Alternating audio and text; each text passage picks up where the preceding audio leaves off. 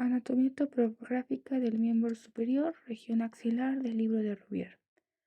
El hombro une el miembro superior al tórax, está limitado superiormente por la clavícula y el borde superior de la escápula, inferiormente por un plano tangente al borde inferior del músculo pectoral mayor, posteriormente por el borde de la espina de la escápula y anterior y medialmente por la región mamaria.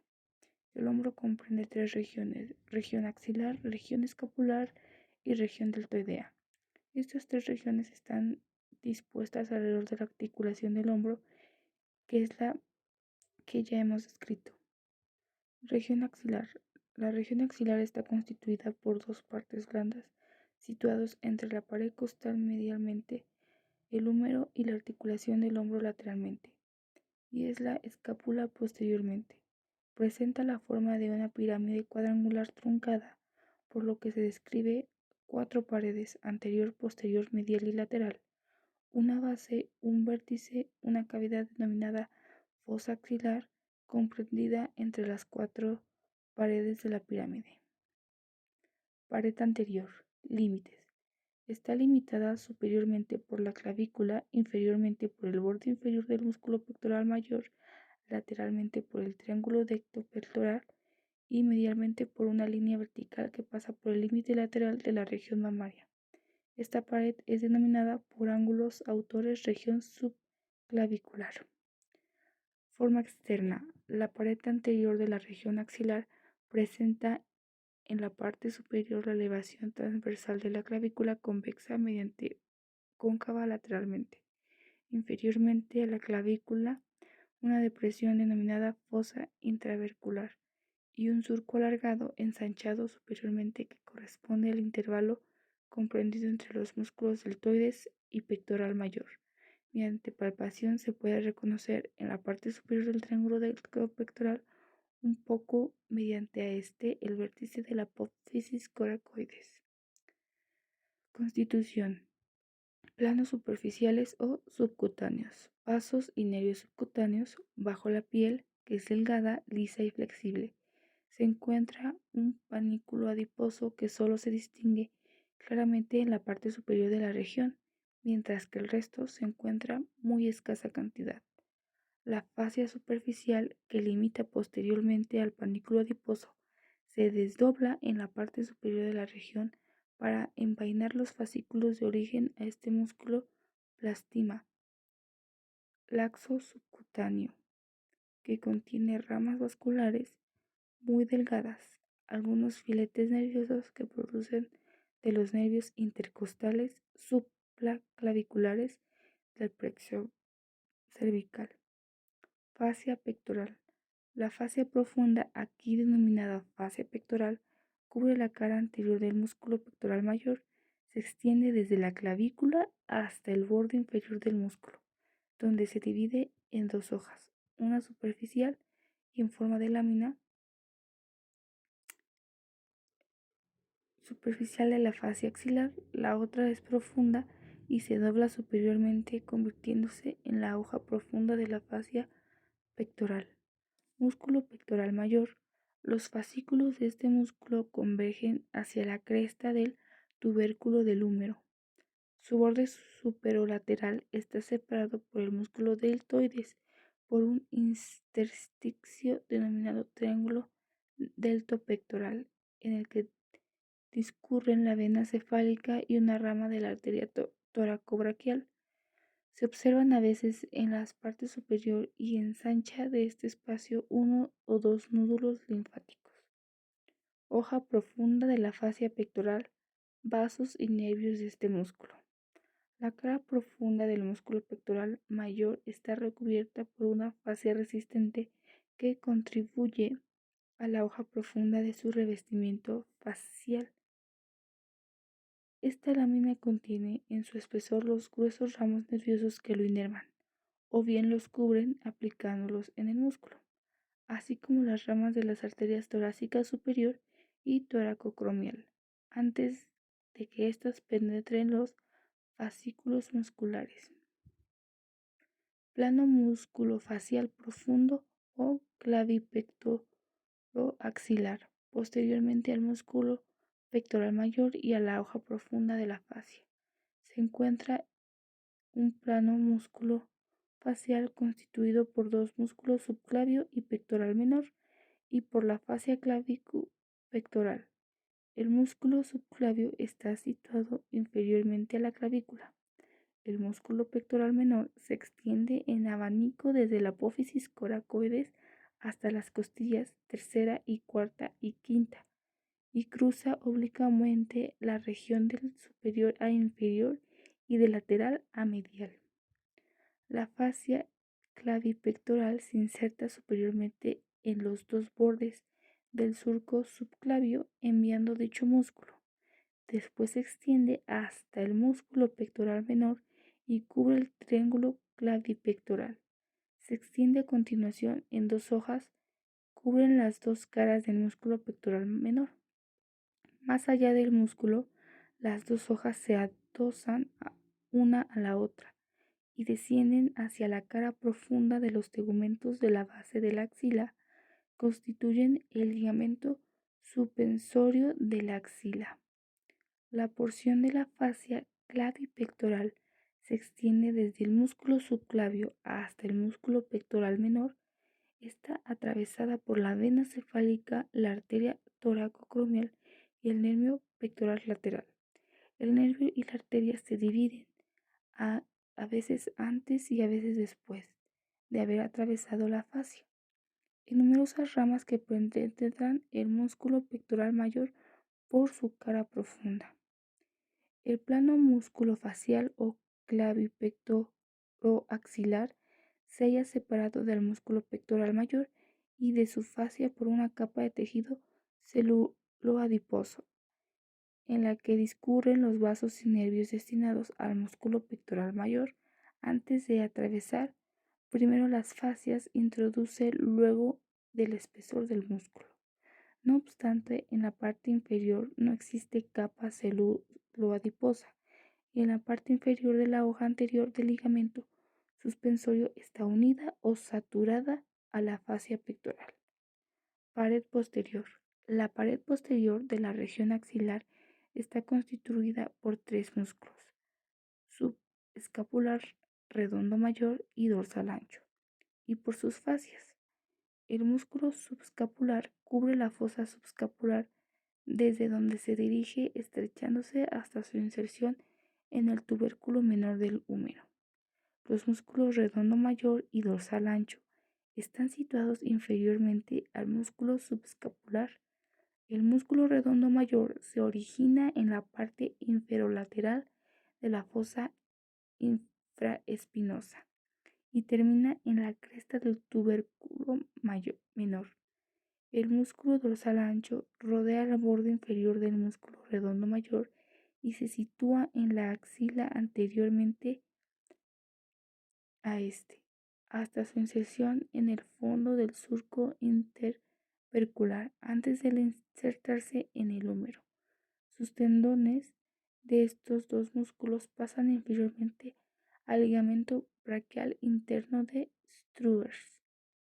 El borde superior de los músculos redondo mayor y dorsal ancho se halla separado del músculo subescapular y del músculo redondo menor, situado posteriormente al músculo subescapular por un espacio triangular de base lateral denominado espacio escapulohumeral.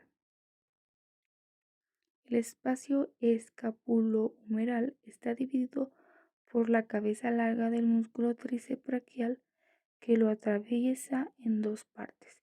La lateral es cuadriláteral y constituye el espacio cuadrangular. La medial es triangular y constituye el espacio triangular. El espacio cuadrangular o espacio húmero tricipital está limitado por los músculos subescapular redondo menor superiormente, los músculos redondo mayor y dorsal ancho inferiormente, el húmero lateralmente y la cabeza larga del músculo tríceps braquial medianamente. Por este espacio discurren los vasos circunflejos humerales posteriores y el nervio axilar, El nervio está situado superiormente a los vasos y en sentido inmediatamente inferior a las articulaciones del hombro. El espacio triangular o espacio acrotricipital queda comprendido entre los músculos subescapular y redondo menor superiormente, los músculos redondo menor y dorsal ancho inferiormente, y la cabeza larga del músculo tríceps braquial lateralmente. Está atravesado por la arteria circunfleja de la escápula. Los músculos de la pared posterior están recubiertos por una hoja fascia que es delgada y frágil sobre el músculo subescapular, pero densa y resistente sobre el músculo dorsal ancho, donde se halla reforzada por la parte posterior de la hoja profunda de la fascia axilar. Pared medial.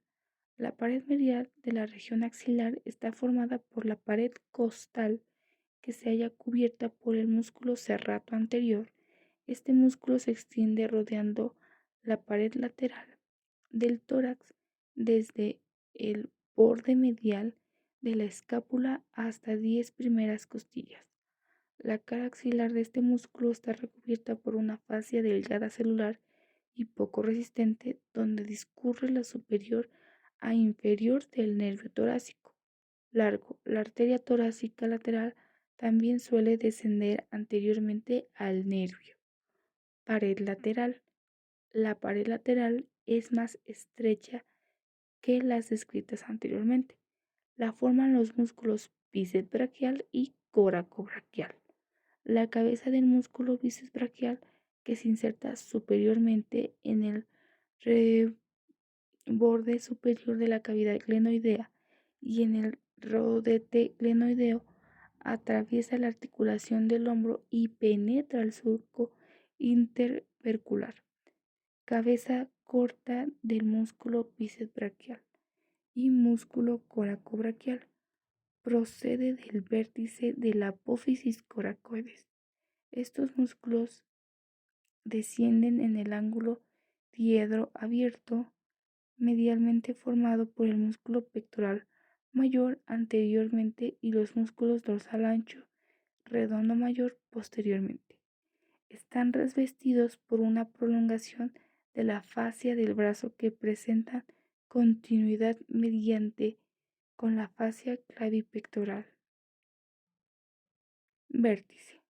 El vértice truncado de la región axilar está limitado anteriormente por la clavícula y el músculo subclavio y posteriormente y lateralmente por el borde superior de la escápula y de la apófisis coracoides y medialmente por la primera costilla y la primera digitación del músculo serrato anterior. El espacio así limitado da paso a los vasos y nervios de la axila. Base. La base a la superficie cutánea que se extiende entre la parte medial y superior del brazo y la pared lateral del tórax. Su superficie es cóncava, de donde procede el nombre de hueco de la axila, que recibe a veces. Se reconocen en ella 4 planos. La piel, que es flexible, fina y cubierta de pelos. El tejido celular subcutáneo, que está formado por cúmulos adiposos separados entre sí por trabéculas fibrosas que se extienden desde la cara profunda de la dermis hasta los planos faciales subyacentes. 3. La hoja superficial de la fascia axilar se halla reducida a pequeños tractos que se extienden desde el borde inferior del músculo pectoral mayor hasta el borde inferior del músculo dorsal ancho. Y 4. La hoja profunda de la fascia axilar. Es continuación de la hoja profunda del ligamento suspensorio de la axila, la cual se dirige posteriormente cubriendo la base de la axila y pasa anterior y después superiormente a la fosa del músculo dorsal ancho, a la que se adhiere y se inserta en toda la extensión del borde lateral de la escápula. Su borde medial cruza la fascia del músculo serrato anterior, pero no se adhiere a ella. El borde lateral se une anteriormente a la fascia del músculo coracobraquial. Posteriormente a este músculo, el borde lateral queda libre y se extiende desde el músculo coracobraquial hasta el extremo superior del borde lateral de la escápula, describiendo un arco de concavidad lateral que abraza el paquete vasculonervioso. Se trata del arco axilar, fox axilar y su contenido. La cavidad en forma de pirámide cuadrangular, cuyas paredes hemos descrito, es la fosa axilar. Está ocupada por la masa celuloadiposa a través por el paquete vasculonervioso de la axila. Además contiene numerosos nódulos linfáticos. Paquete vasculonervioso de la axila. El paquete nervioso de la axila penetra en la fosa axilar por su vértice. Emerge de ella por un orificio situado en su base posteriormente al músculo coracobraquial y lateralmente al arco axilar. Cuando el brazo está extendido a lo largo del cuerpo, el paquete vasculonervioso se orienta un poco oblicuamente en sentido inferior, lateral y posterior. Cuando el brazo está extendido en ángulo recto, el paquete vasculonervioso adopta una dirección rectilínea y horizontal. Se halla en relación más o menos inmediata con los músculos y fascias que forman las paredes de la fosa axilar, pero debido a su dirección oblicua inferior y posterior y lateral, sus relaciones con las paredes anterior y medial son más estrechas en la parte superior que la inferior. Además, en el curso de su trayecto descendente, el paquete vasculonervioso se desliza poco a poco posterior y lateral al músculo coracobraquial, que queda por tanto situado entre la pared anterior de la axila y la parte lateral del paquete vasculonervioso. Medialmente, el paquete vasculonervioso se apoya superiormente sobre las primeras digitaciones superiores del músculo serrato anterior. Se aleja enseguida de este músculo y en la parte inferior de la axila corresponde inmediatamente a la fascia y a la piel de la base de la axila. Esta relación es tanto más extensa cuando más se separa el brazo de la pared lateral del tórax. Elementos del paquete vasculonervioso de la axila. El paquete vasculonervioso de la axila está constituido por la arteria axilar, la vena axilar, el plexo braquial y sus ramos terminales. Arteria axilar presenta un trayecto, la dirección y las relaciones del paquete vasculonervioso que forman parte. Esta arteria proporciona 6 ramas colaterales que se pueden dividir en anteriores, posteriores, laterales y medial. Las ramas anteriores son las arterias torácica superior y toracoacromial que se dirigen anteriormente a sus ramas torácicas. Atraviesan la fascia clavipectoral y se distribuyen en la pared anterior de la región axilar. En la porción colindante de la pared lateral del tórax, la rama posterior es la arteria subscapular que desciende a lo largo del borde inferior del músculo subscapular. Su rama circunfleja de la escápula emerge de la axila por espacio triangular. Las ramas laterales son las arterias circunflejas humerales anterior y posterior. La arteria circunfleja humeral anterior rodea anteriormente el cuello quirúrgico del húmero y pasa anterior o posteriormente al ligamento braquial interno. La arteria circunfleja humeral posteriormente se introduce en el espacio cuadrangular. La rama medial es la arteria torácica lateral que se ramifica sobre la pared lateral del tórax. Vena axilar. La vena axilar es la única y voluminosa que acompaña a la arteria a lo largo de todo su trayecto. En la parte inferior de la región, el tronco venoso se sitúa medialmente a la arteria. En su trayecto ascendente se localiza de forma gradual anterior y mediante el tronco arterial. A lo largo de la vena anterior a ella y la arteria no es extraño observar un conducto venoso colateral, es decir, una anastomosis longitudinal de calibre muy variable. La vena axilar recibe las venas satélites de las ramas colaterales de su arteria. También recibe la vena cefálica, en la que suele desembocar la vena toracocromial. Plexo braquial. Cuando el plexo braquial penetra en la región axilar por su vértice, se halla constituido por tres fascículos, los cuales presentan entre sí y con los vasos axilares las siguientes relaciones. La arteria situada medialmente. La arteria está situada lateralmente a la vena y la desborda un poco anteriormente. Los tres fascículos del plexo están situados lateralmente a la arteria, en estrecha relación unos con otros. El fascículo posterior ocupa el ángulo que forma la arteria con el borde lateral de la primera costilla. El fascículo medial se sitúa anteriormente, un poco lateralmente al fascículo posterior y sobre la cara lateral de la arteria. El fascículo lateral. Posteriormente al fascículo lateral se observa el nervio torácico largo. Los tres fascículos se separan unos de otros a medida que descienden. El fascículo lateral está situado anterior y lateral a la arteria. El fascículo medial desciende oblicuamente entre la arteria y el fascículo posterior. Después se sitúa entre el descendiente oblicuamente.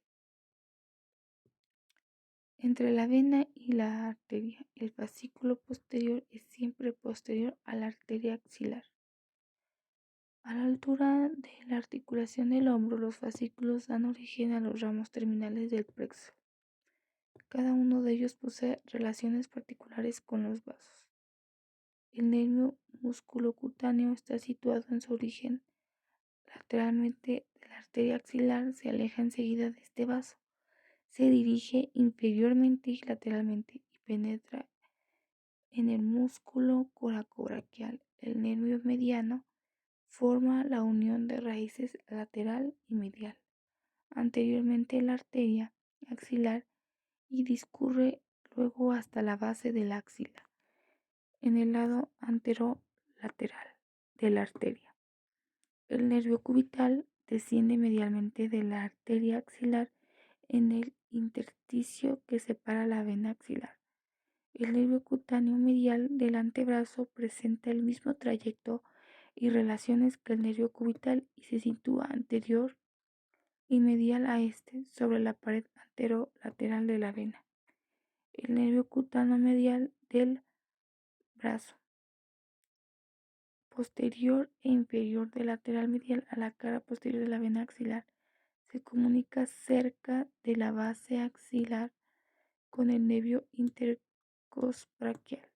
El nervio axilar se dirige inferior, lateral y posteriormente aplicando el músculo subescapular y penetra en el espacio cuadrangular junto con la arteria circunfleja humeral posterior. Discurre superiormente a la arteria aplicando a la parte inferior de la cápsula articular del hombro. El nervio radial desciende hacia el brazo posteriormente en la arteria axilar. El plexo braquial proporciona en la axila algunos de sus ramos colaterales, que son anteriormente los nervios pectorales lateral y medial. El primero discurre al principio lateral y luego anteriormente a la arteria axilar, y el segundo emerge medialmente a esta. Los dos están unidos por una comunicación denominada asa de los nervios pectorales, que cruza la cara posterior de los nervios y la arteria toracocromial. Posteriormente, los nervios subescapulares, el nervio del músculo redondo mayor y el nervio toracodorsal. Todos ellos están situados posteriormente al paquete vasculonervioso. El nervio toracodorsal suele discurrir anteriormente a los vasos subescapulares, mientras el nervio del músculo redondo mayor lo hace posteriormente.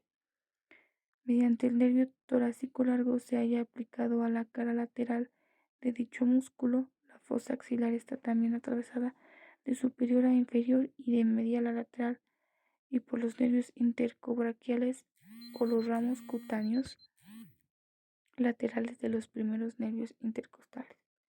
Nódulos linfáticos de la fosa axilar. De los 5 grupos de nódulos linfáticos que se encuentran en la axila, 3 se hallan escalonados a lo largo de la cara media del paquete vasculonervioso. Los otros 2 se sitúan en el trayecto de las arterias torácico-lateral y subcapular. Los nódulos linfáticos braquial siguen a los vasos axilares, reciben los vasos linfáticos del brazo, del antebrazo y de la mano. Estos nódulos linfáticos subescapulares desembocan en los vasos linfáticos del hombro. Por último, los nódulos linfáticos pectorales reciben los vasos linfáticos de la pared anterobraquial del tórax. Los vasos eferentes de estos nódulos linfáticos drenan los nódulos linfáticos centrales aplicables situados superiormente a lo largo de los vasos superficial de la vena axilar. Los nódulos linfáticos centrales ocupan el centro de la región de los nódulos apicales, se localiza en el vértice de la axila.